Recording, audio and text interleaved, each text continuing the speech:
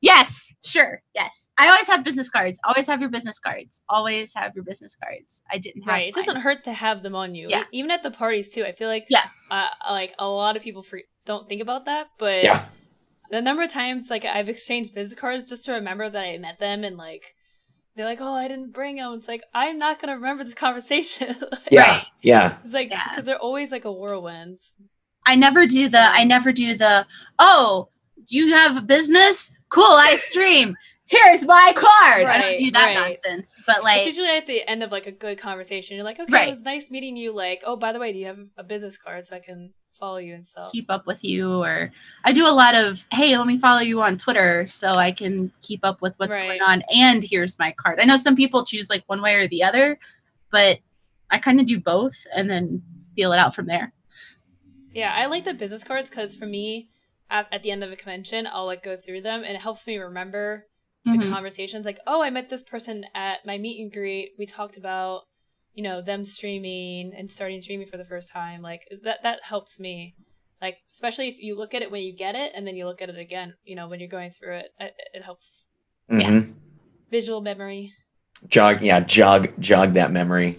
I also feel like if I can't remember someone once they've given me their business card, that it like I'll go back and look and I'll try and actively try. But if I can't remember, then maybe the conversation mentally for me wasn't something that I've noted.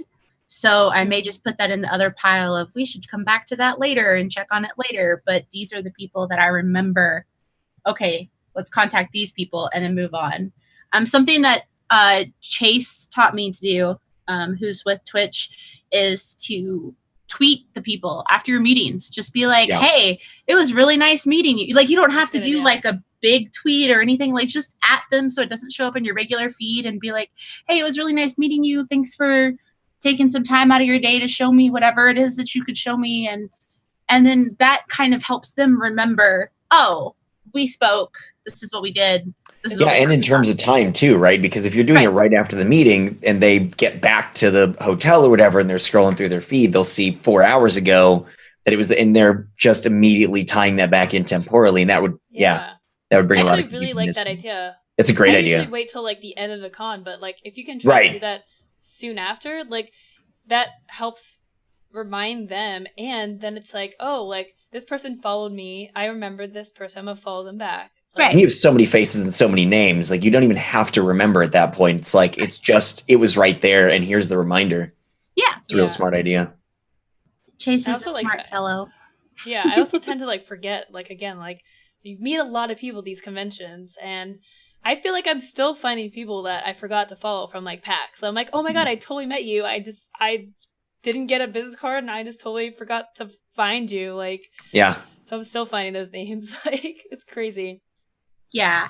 And also, Havoc mentioned something about like convention service is pretty bad.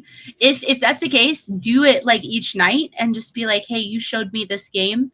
It was this morning. It was really nice to see you. I hope to do business with you in the future, or let me know if there's anything I can do for you.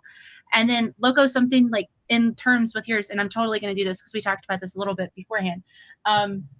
Another thing that Chase did that he told me and a lot of broadcasters is when you make your business card, put your face on your business card.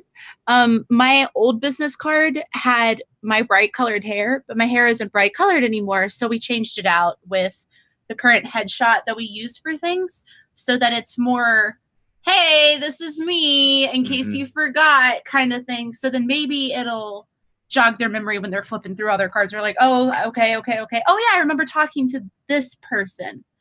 That's cool. I'm gonna put that with the people I want to reach back out to. Okay, and then like keep going. Yeah. I think one thing for business cards as well, not for your own, but how to treat the networking. We were talking about the memory and like jogging the memory and the things that tie in, allow it to be memorable for you and the other person. If you have, and you can safely expect to have crappy connection through your phone because everybody's using it, right? Mm-hmm. At least one, and a lot of people are trying to broadcast, and it's all clogged up.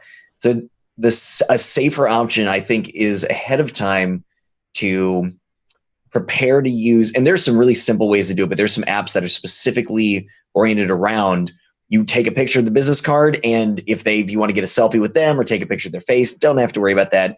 But something where you can kind of lock it in. You take a photo of the business card, you make a note. You can make it a note sometimes right on the photo, or just have it paired in together like in Evernote. I think there's some ways to do this. A bunch of apps that let you do that. And then you can set reminders for yourself too when you get back to the hotel and the congestion has died down. Then you can start tweeting out people as the reminders. So you don't have to just hope that you remember the business name and the individual's name when you pull out the card. You can actually like do that work ahead of time for yourself.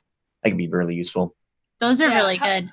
And how was the oh, go ahead. Oh, I was gonna say, have white space of some kind. Like mine's really minuscule. Also, dang, I need to do something with my fingernails.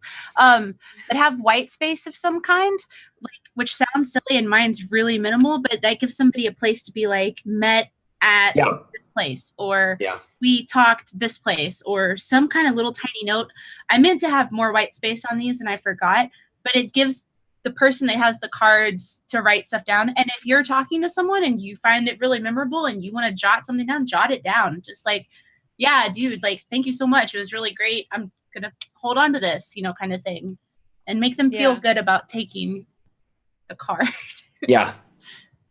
Also, like, if you connect on something that's maybe like kind of like random, like, oh, like maybe something on your t-shirt or something, like, and you write down, oh, I found out this person also likes basketball or something. And then when you do your follow-up emails, you can kind of mention that, and that'll really help jog their memory. And also it adds like a nice little personal touch. You're clearly not just copy pasting the same email to all these companies, right? But you're like actually talking directly to this person because you said something personal about your experience. Yeah, exactly. And then I was going to ask, how